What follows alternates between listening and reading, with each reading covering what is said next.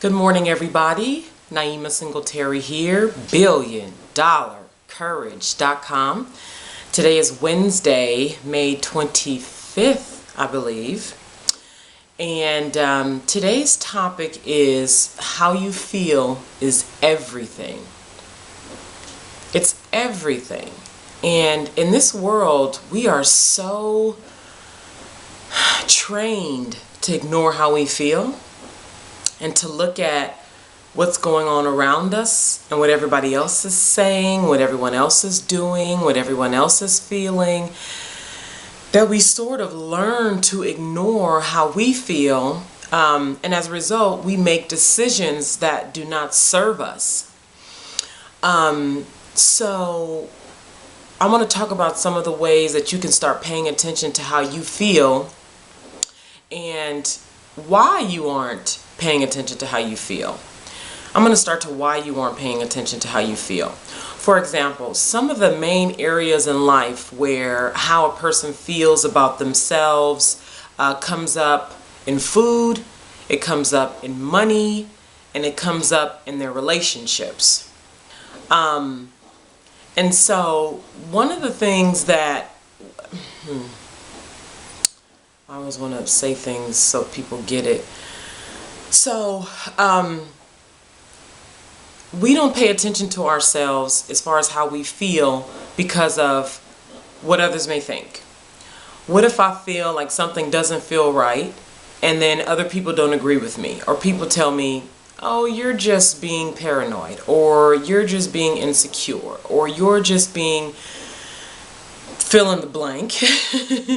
So when we live in the world that's constantly feeding us these messages about how you should look, how you should feel, the way you should eat, the kind of person you should sleep with, where you should work, the kind of money you should make, the kind of house you should live in, the kind of clothes you should buy, etc., etc., it becomes more of a fear to actually live out how you feel, because how you feel may not be trendy, so to speak.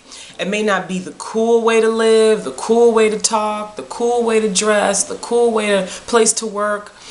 And so it's important to understand your decision making, and if you're making a decision based on how you feel, or if you're making a decision based on what you think is the cool way to decide on something, or acceptable way, because all of us want to be loved, and oftentimes the fear of making a decision that will cut off, so to speak, love from other people will control the decisions that we make. And that is a very painful, very fearful way that is such a fearful way to live, to make a decision based on how you think other people will accept you, perceive you, or reject you. And so some of the things that I want us to do, that's like why we don't pay attention to how we feel. Now I want to talk to you about some of the ways that you can start to really zone into how you feel about things, because that's a level of self-worth. Paying attention to how you feel and acting in alignment with how you feel. So what I want you to do, two things, and this is very, very, very easy to do.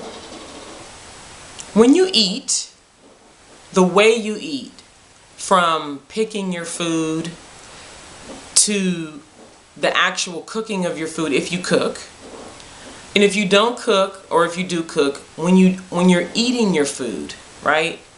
How you feel when you're eating your food, the way you feel when you're eating your food. And I learned this small little technique from a woman named Sabrina. I wish I could remember her last name and her website, but I can't. I met her at Tribal Truth on Wednesday, and she talked about in one of her breakout sessions, she talked about the relationship that people have with food, because she specializes in nutrition and helping women sort of tap into their well-being as it relates to food and their body. And so some of which she spoke about, I had already started to have the feeling about. I eat very fast, and I think that my eating very fast also matches the way I am in life. Typically, I move very fast, I walk very fast, I do things, I move very fast, right? And so that also has a tone of not appreciating things when you're constantly moving very fast, lack of appreciation, lack of value, lack of love. And so what I have sort of discovered in myself is having a lack of appreciation, having a lack of love, having a lack of value in myself, my body, my food, because of the eating so fast, right? And the lack of attention to that, the movement. And it's so small, but it's so big. So what I want you to do is the next time that you eat, the next time that you pick out your foods at the grocery store, pay attention to what you're buying. Move slow. Pay attention to what you're buying, how you feel about what you're buying, your process of cooking, if you cook. And then if you don't cook, pay attention to how you eat, the way you eat. You know, is it fast? Is it an appreciation for the food? Is it a slowing down? Is there gratitude? Is there, these little pleasures in the interaction with your food and the food that you choose, because it's telling of how you feel about yourself and how you feel about life. Another thing too is the next time you go shopping for clothes, specifically for clothes or for cosmetics, anything that you're going to adorn your body with to create your outer image, right? Pay attention to the items you want to buy and the feeling you think you'll get from buying that and wearing it. And then if you want to take it a step further, how you feel about the money that you're spending and the price of what you're spending it on, and how you feel about that price, the thoughts that are going through your head. Oh, this price is too low, it's too high. Is it too high because I literally can't afford it, or is it too high because I don't feel like I should spend this kind of money on myself? You know, that kind of slow shopping experience, because it gives you, it brings stuff up, and then you may get an answer in that, and how you feel about yourself, how you feel about life, how you perceive yourself, and how you treat yourself as a result of that. And all those feelings in those moments, in those little moments when you sort of are paying attention to yourself, that is king. Those feelings are king. And so we have to learn to practice this attention and this concentration, even myself, because even last night I went to go eat dinner, and I started off eating really fast, and after like the second bite I realized, oh, Naima, there you are again, eating fast. And when I slowed down, I had chicken, baked chicken, asparagus, and Brussels sprouts last night for dinner.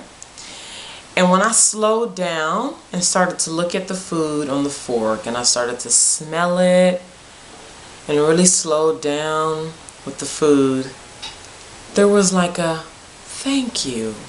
Wow, this is really good. I love my food. And there's a feeling around all that that will help you to understand how you feel about yourself, if you want to change or improve your relationship with yourself. And there's a self-love that develops. I have another story that I want to share, but I don't want the video to be too long. So I'll just perhaps share that at another time. So I want you to recognize where you're making a decision based on how you really feel versus making a decision based on how you think others will perceive you, or how others will feel about how you feel and the decisions that you're making. Because if you make decisions with what you want and how you feel, that will guide you toward living your life on purpose, living the life that you want, and really feeling good about yourself in an unshakable way. Because it's so easy to be shaken in this world with so many messages and opinions. It's so critical that we are okay with ourselves, that we love ourselves. So that is today's message. How you feel is everything. All right, guys. Thank you. I'm signing out. BillionDollarCourage.com. Naima Singletary. See you next time.